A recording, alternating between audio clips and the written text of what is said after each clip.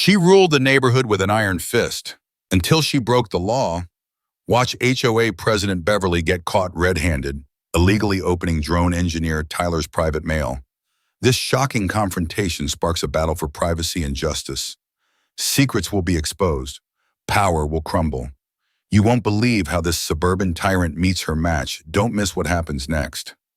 The chipped ceramic mug, emblazoned with world's okayest engineer, felt cool against Tyler Brooks's palms.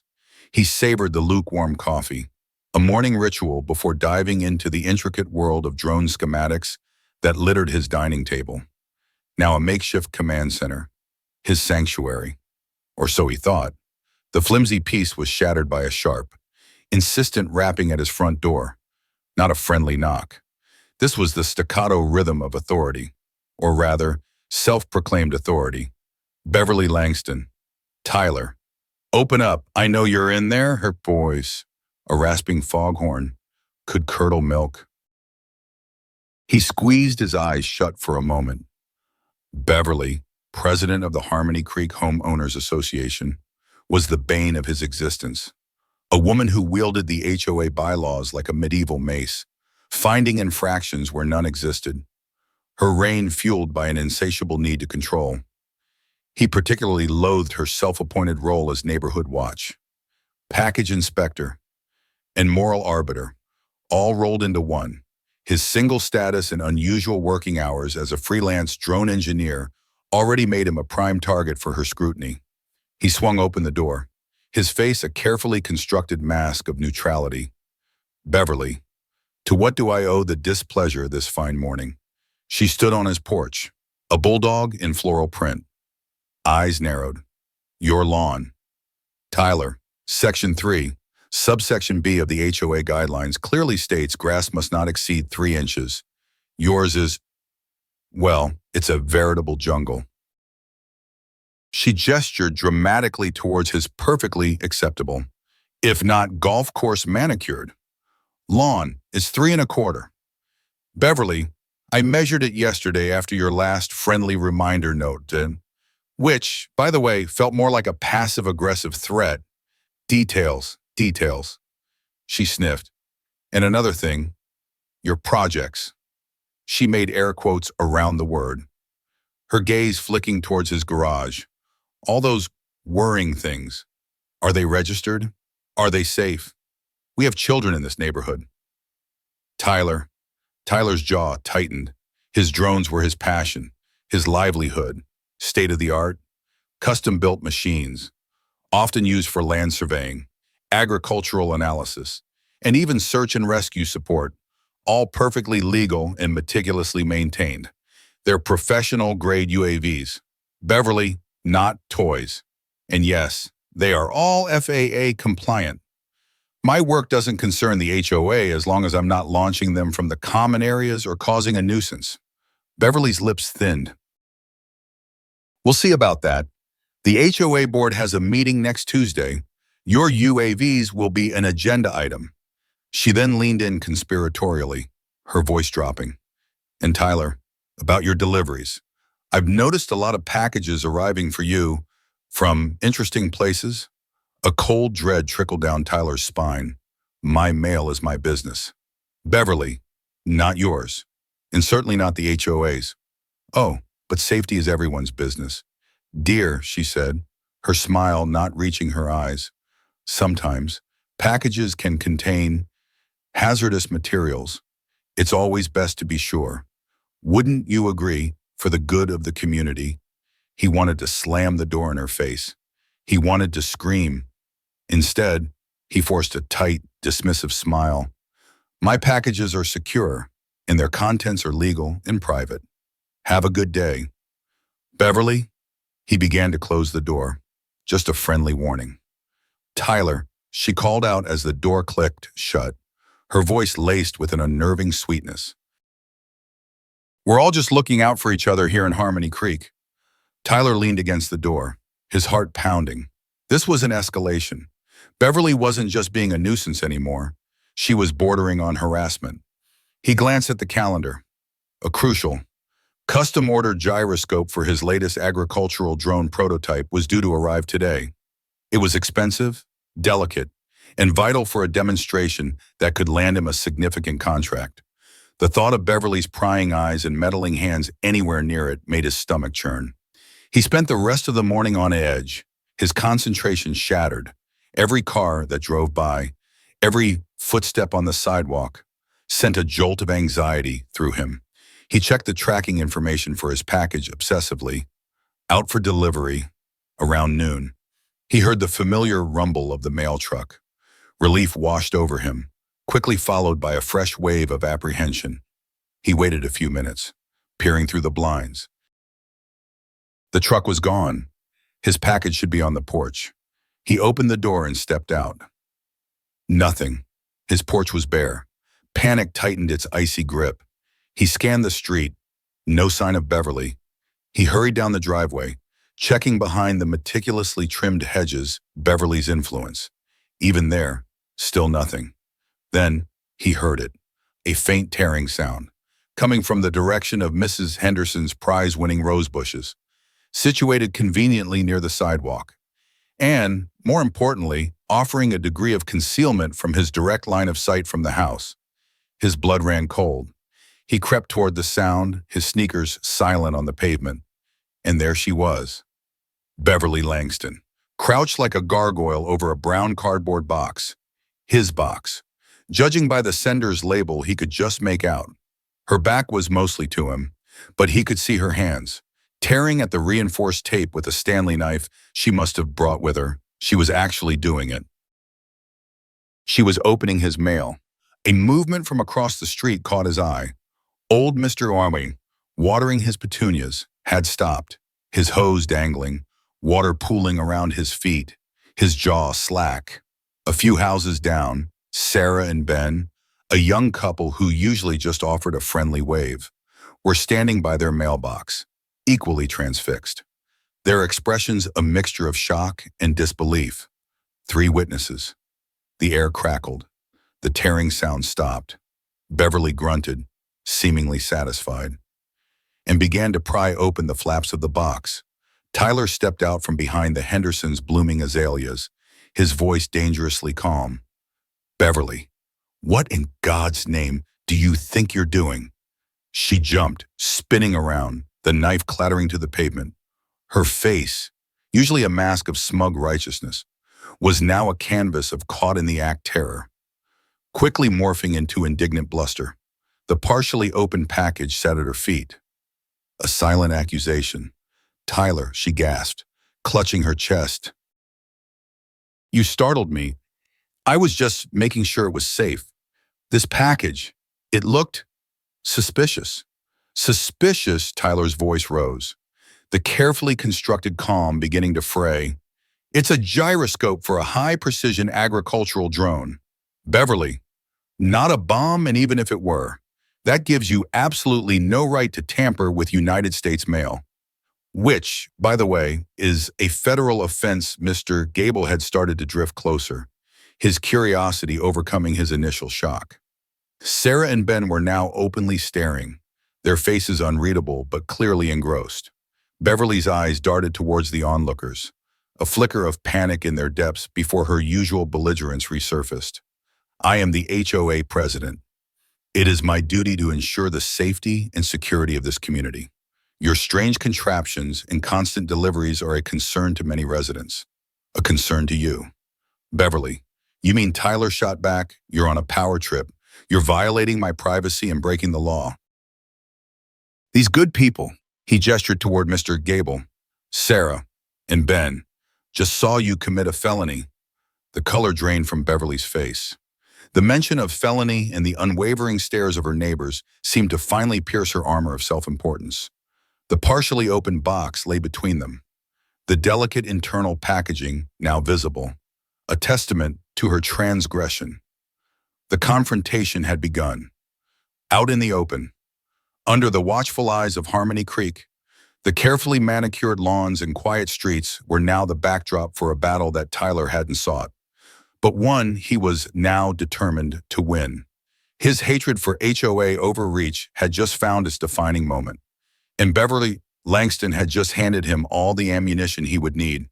The silence that followed Tyler's accusation was thick and heavy, broken only by the distant hum of a lawnmower and the chirping of oblivious birds. Beverly Langston, moments before the undisputed queen of Harmony Creek's cul-de-sacs, now looked small and cornered. Her face, usually flushed with the conviction of her righteousness, was pale, her eyes darting between Tyler's furious expression and the faces of her neighbors, who were now inching closer, their earlier shock replaced by a palpable curiosity and, in Mr. Gable's case, a distinct frown of disapproval. Now, Tyler, let's not be hasty with such accusations, Beverly stammered, attempting to regain some semblance of composure. She even tried a weak, placating smile. I was merely concerned. This is a family neighborhood. We don't know what kind of dangerous materials you're ordering for those flying machines. She gestured vaguely towards his house, careful not to look at the damning evidence of the open package at her feet. Concerned, Tyler's laugh was short and humorless.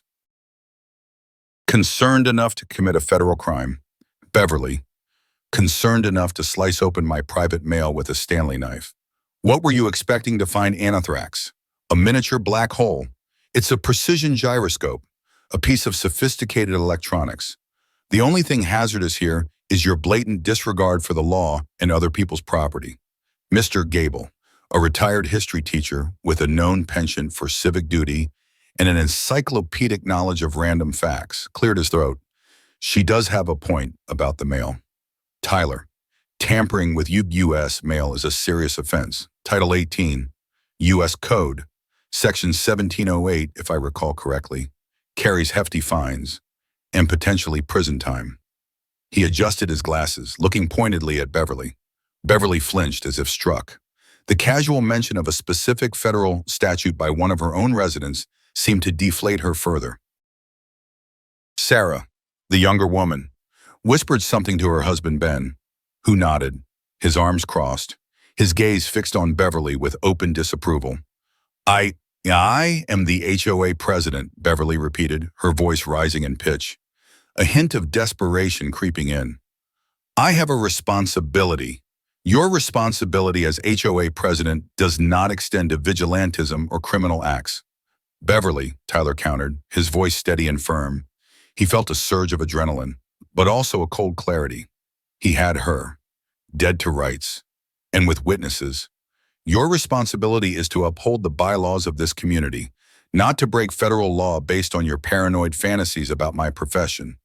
He bent down and carefully picked up the Stanley knife Beverly had dropped, holding it by the very tip. And I believe this is yours. He then gestured to the open package. This gyroscope is a critical component for a project I'm presenting next week. It's worth several $1,000s. If it's damaged due to your inspection, he let the implication hang in the air. Beverly's eyes widened at the mention of the value. Several thousand, don't be ridiculous. It's just a small box. Small boxes can contain very expensive things. Beverly, especially in engineering. Tyler said. He then turned to Mr. Gable. Sarah and Ben, I'm sure you all saw Mrs. Langston deliberately cutting open my package. Gable nodded solemnly. Clear as day. Son saw the whole thing. She was crouched right there by Agnes Henderson's bushes, slicing away. Sarah chimed in, her voice surprisingly firm. We did. We were at our mailbox. We saw her pick it up from your porch. Tyler, and then take it over there and start opening it. We wondered what on earth she was doing. Ben put a supportive hand on her shoulder. Nodding in agreement, the collective testimony of her neighbors seemed to suck the remaining fight out of Beverly. Her shoulders slumped. The bulldog tenacity was gone, replaced by a dawning awareness of the serious trouble she was in. She looked around, as if seeking an escape route, but she was hemmed in by Tyler, her accuser, and the judging eyes of the community members she supposedly served. Look, Tyler, she began, her tone now significantly more subdued, almost pleading. Perhaps I was overzealous, misguided. Even, there's no need to make a mountain out of a molehill. No real harm done, right? She gestured towards the package again, as if willing it to be resealed and unimportant. No real harm done. Tyler's eyebrows shot up. Beverly, you've committed a crime. You've trespassed. You've potentially damaged expensive equipment. And you've shown a complete lack of respect for my privacy and my profession. This isn't a molehill. This is a serious abuse of your perceived authority and a violation of my rights. He pulled out his phone. I think it's time we got the Postal Inspection Service involved. And perhaps the police. To document this, Beverly's eyes flew wide with genuine panic. The police postal inspectors, Tyler. No, please, it was a mistake, a silly, foolish mistake. Think of my reputation. Think of the HOA. You should have thought of your reputation in the HOA before you decided to play postmaster general with my mail. Beverly, Tyler said, his finger hovering over the call button. The street had fallen quiet again. The neighbors watching the drama unfold with rapt attention.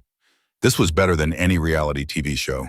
The impact on the normally tranquil Harmony Creek was immediate. Doors were creaking open down the street. More faces, curious and concerned, were peering through blinds. The carefully curated facade of suburban bliss was cracking, revealing the messy reality of human conflict and petty tyranny. Tyler wasn't just fighting for his package anymore. He was fighting against the oppressive overreach that Beverly Langston represented, an overreach that many of his neighbors had likely experienced in smaller, less flagrant ways.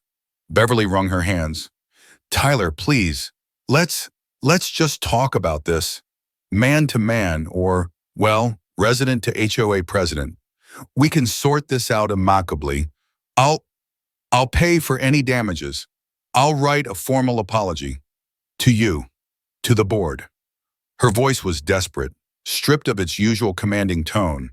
The power dynamic had irrevocably shifted.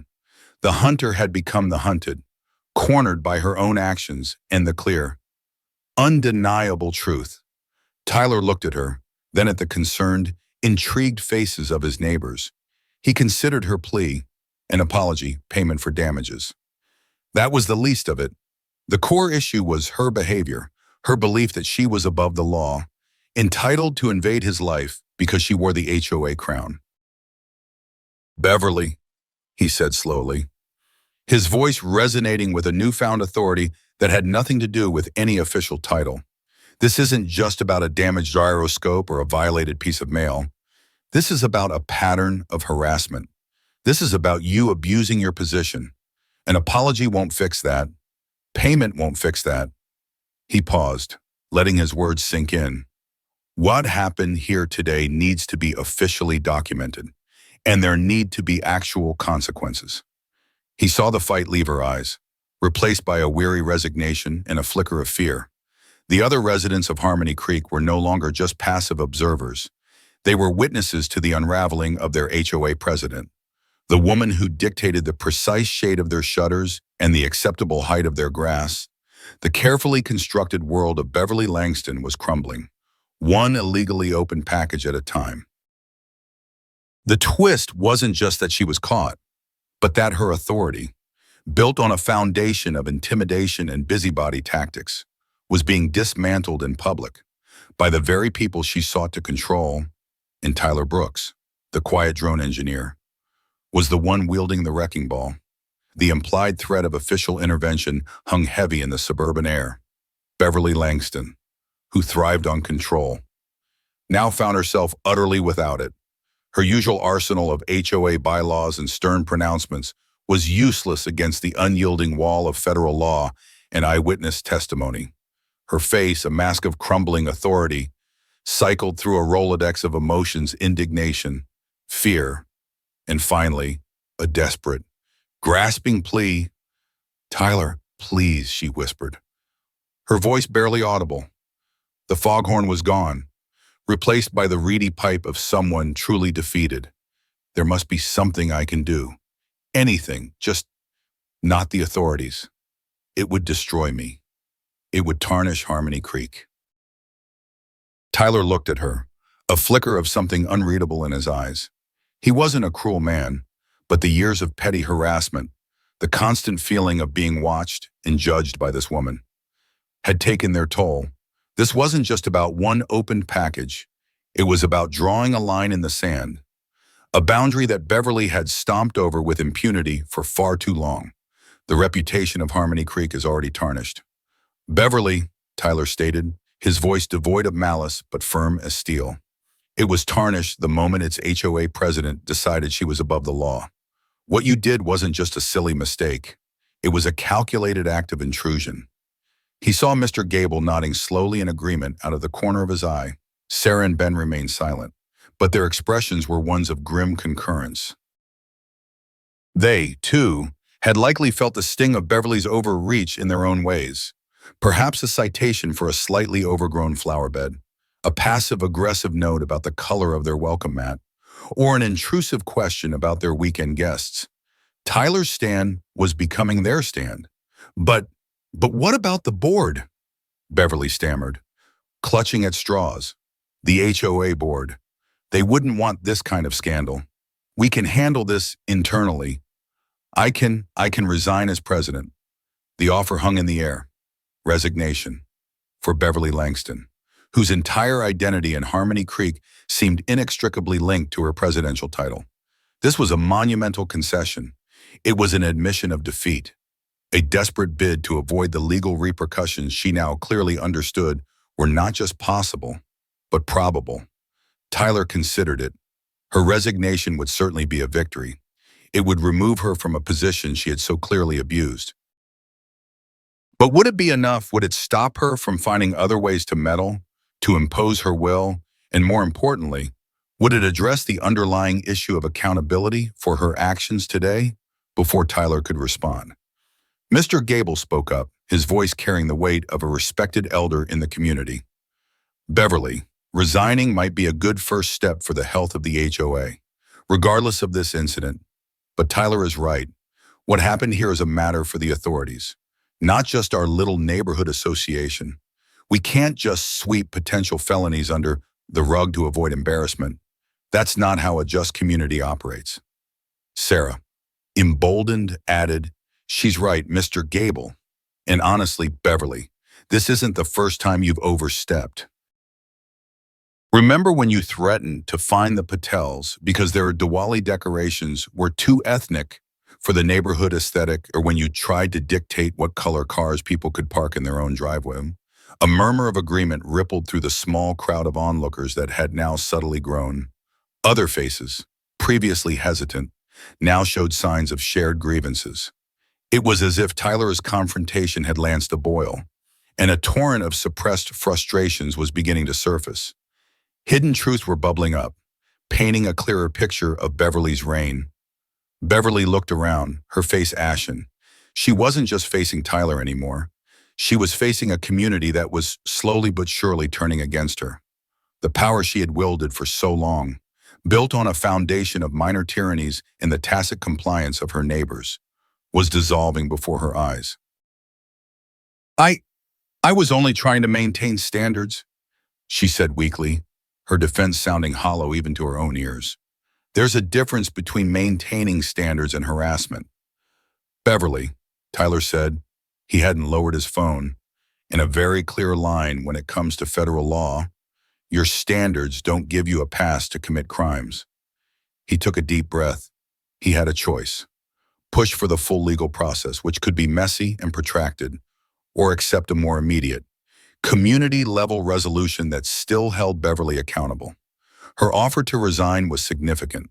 The public shaming was palpable. The support of his neighbors was a powerful statement. "All right, Beverly," Tyler said slowly, the crowd falling silent, hanging on his every word. "Here's what's going to happen. First, you are going to hand over that Stanley knife. Second, you will step away from my property and my mail. Third, you will tender your resignation as HOA president, effective immediately. Not next week, not after the next board meeting, today, and it will be a public resignation. Citing your grievous error in judgment regarding my personal property and federal mail." Beverly's eyes darted around, looking for any avenue of escape, any dissenting voice that might come to her aid. There were none. The faces surrounding her were resolute, Fourth, Tyler continued, his voice gaining strength, you will issue a written apology to me, which I reserve the right to share with the rest of the HOA members. And fifth, you will cover the full cost of this gyroscope if it's found to be damaged in any way. No questions asked. We will have it inspected by an independent technician. He paused. If these conditions are met, promptly and fully, I may reconsider involving the Postal Inspection Service and the police today. But know this, Beverly, any further attempts to interfere with me, my property, or my work, and all bets are off, and I will be documenting everything. As I suspect, will our neighbors, he glanced meaningfully at Mr. Gable, Sarah, and Ben, who all nodded. Beverly seemed to shrink under the weight of his terms. It was a comprehensive defeat, public humiliation, loss of power, financial liability, and the ever-present threat of future legal action if she stepped out of line again. She looked at the open package, then at Tyler's unyielding face.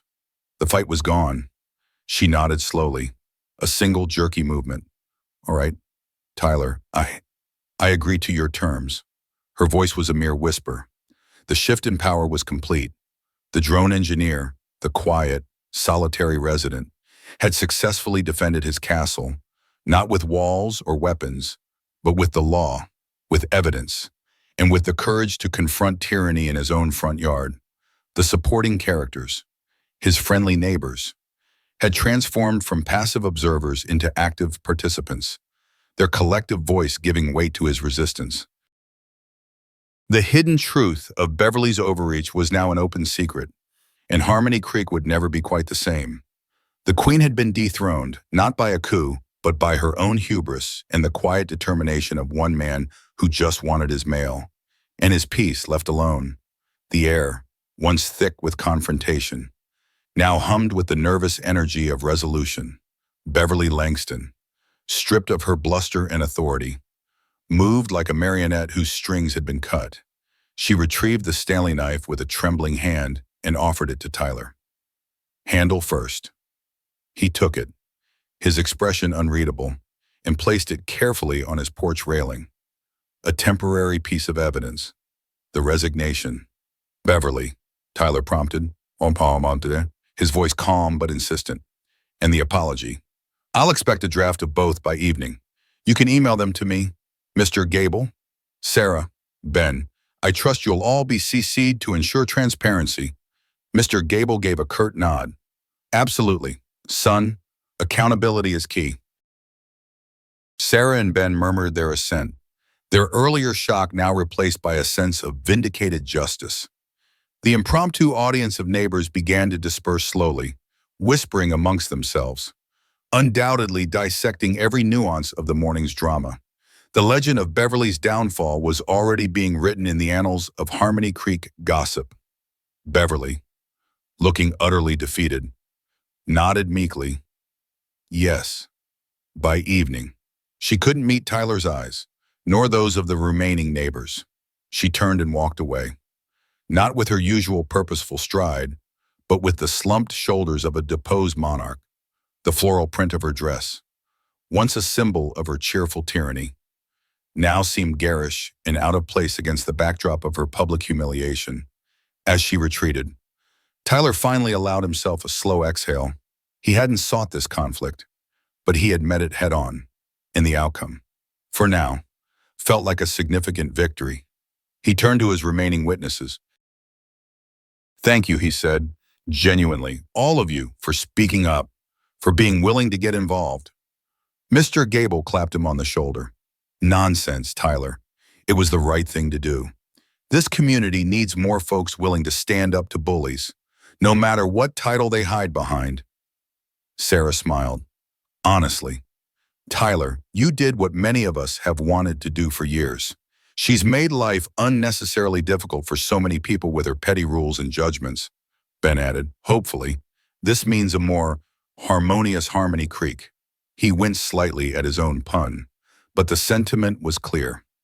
Tyler picked up his violated package, the exposed gyroscope thankfully appearing undamaged through the torn cardboard.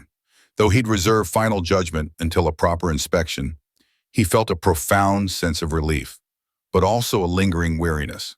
The battle was won, but the vigilance would likely need to continue. Later that afternoon, as promised, an email landed in Tyler's inbox. CC'd were Mr. Gable, Sarah, and Ben. Attached were two documents. One, a terse letter of resignation from the position of HOA president, citing personal reasons in an error in judgment that has compromised my ability to effectively lead. The second was a more detailed, if somewhat stilted, letter of apology addressed to Tyler. It acknowledged her unwarranted and illegal actions in tampering with his mail, expressed regret for the distress caused, and formally committed to covering any costs related to the gyroscope's inspection and potential damage. Tyler read both documents carefully. They met the letter of his demands, if not perhaps the full spirit of genuine remorse. But it was enough. Beverly's reign was officially over. The news spread through Harmony Creek like wildfire. The HOA's emergency contact, the vice president, a mild-mannered accountant named Arthur Jenkins, who usually just rubber-stamped Beverly's decrees, sent out a bewildered community-wide email announcing Beverly's immediate resignation and promising an emergency board meeting to discuss next steps. The tone was one of shock and hurried damage control. In the days that followed, a subtle but palpable shift occurred in the neighborhood. There was a lightness in the air. People seemed to smile more readily. There were no more passive-aggressive notes on windshields. No more scoldings for trash cans left out an hour too long. The oppressive cloud of Beverly's scrutiny had lifted. Tyler, for his part, became something of a reluctant local hero. Neighbors who had previously only offered a cursory nod now stopped to chat, to thank him, to share their own stories of Beverly's overreach. He found himself, much to his surprise, feeling more connected to his community than ever before. His stand against HOA tyranny hadn't isolated him. It had integrated him. The gyroscope, miraculously, was undamaged. The demonstration for his agricultural drone prototype went off without a hitch, landing him the lucrative contract he'd been hoping for. His work, once a source of suspicion for Beverly, was now simply a part of who he was, accepted and even admired by some. Beverly Langston, true to her word, paid for the gyroscope's inspection. She became a more reclusive figure in Harmony Creek. Rarely seen outside her home, her power, once so absolute in her small domain, had vanished. The fall was as swift as it was public. There were whispers she was even considering moving. The HOA, under the interim leadership of Arthur Jenkins, began a slow process of reform. Bylaws were reviewed, not for loopholes to exploit, but for fairness and clarity. The focus shifted from punitive enforcement to community building. It wasn't perfect, but it was a start. Tyler Brooks, the drone engineer who just wanted to be left alone, had inadvertently become a catalyst for change. He still valued his privacy, still preferred the company of schematics to neighborhood committees, but he learned that sometimes. Standing up for your own space could inadvertently create a better space for everyone. His victory wasn't just about a package or a nosy neighbor. It was about the fundamental right to be secure in one's own life, free from unwarranted intrusion and the abuse of petty power. And in Harmony Creek, at least for a while, that right had been restored, one dramatically open package at a time. The drone engineer had grounded the HOA Karen, and the neighborhood could finally breathe a little easier.